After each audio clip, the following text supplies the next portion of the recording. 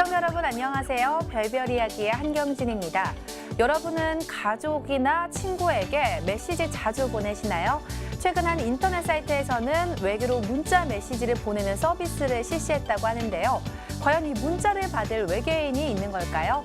오늘도 우리들의 궁금증을 속 시원히 해결해 주실 이평 교수님 모시고 이야기를 나눠보도록 하겠습니다. 안녕하세요. 네, 안녕하십니까. 미국에는 한 벤처 회사거든요. 론 시그널이라는 회사에서 이제 외계인한테 문자 메시지를 보내는 그런 서비스를 한다. 네. 예, 상당히 그 멋있는 얘기도 같기도 하지만 정말 그 문자 메시지가 전달될 수 있을지 그건 모르겠습니다.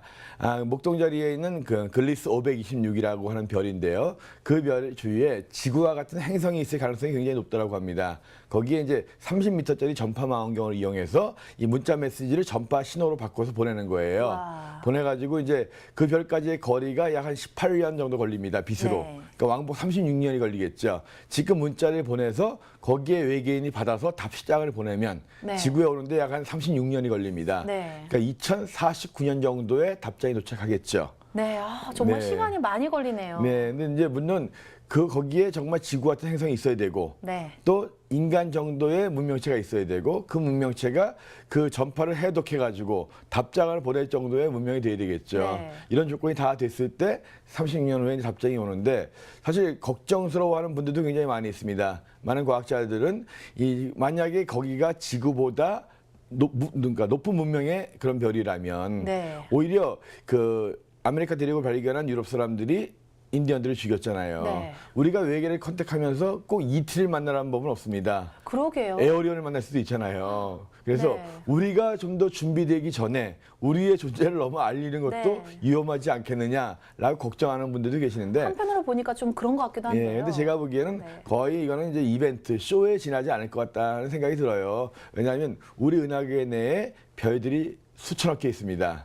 그중에 지구와 같은 행성을 갖고 있는 것들이 많긴 하겠지만 수천억 개 중에서 하나 찌른 거예요. 거기에서 답장을 보낼 확률 그렇게 높지는 않고요. 아무튼 그 36년 후에는 이제 결과가 나오겠지만 아무튼 그 론 시그널이라는 회사가 그때까지 남아있을지도 모르겠고 아무튼 문자를 보내는데 처음 한 건은 무료라고 합니다. 그리고 이제 추가 4건마다 이제 99센트 우리나라 돈으로 이제 1,130원 정도의 돈이 들어간대요.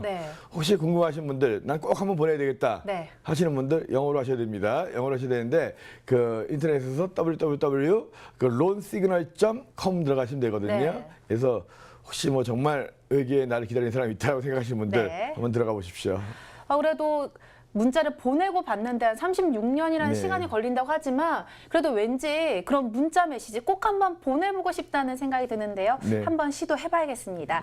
자, 그럼 지난 한 주에는 어떤 일이 일어났을까요? 별별 뉴스 시작하겠습니다. 미 항공우주국 나사가 4년 만에 새 우주 비행단을 발표했습니다. 선발된 8명 가운데 4명이 여성으로 우주 비행단 가운데 절반을 여성이 차지한 것은 이번이 처음입니다. 이번에 선발된 여성 비행사는 전투기 조종사인 니콜 오나프만 해병대 소령, 헬리콥터 조종사인 앤 맥클레인 육군 소령, 제시카 메어 하버드 의대 교수, 국립해양대기국의 크리스티나 해먹 국장입니다.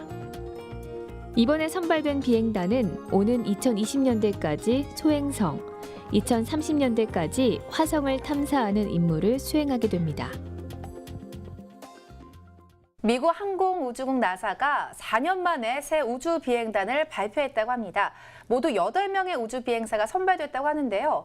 교수님, 근데 그중에서 4명이 여성이라고요. 네, 상당히 놀랄만한 일입니다. 지금까지 한 500명 정도의 우주 비행사가 나왔는데 그중에 여성의 비율이 10%밖에 안 됐거든요. 무척 적었잖아요. 그렇죠. 근데 이번에 8명 중에 4명이나 발표했는데 이제 우주 이 비행에서도 여성들의 역할이 굉장히 커질 것 같습니다.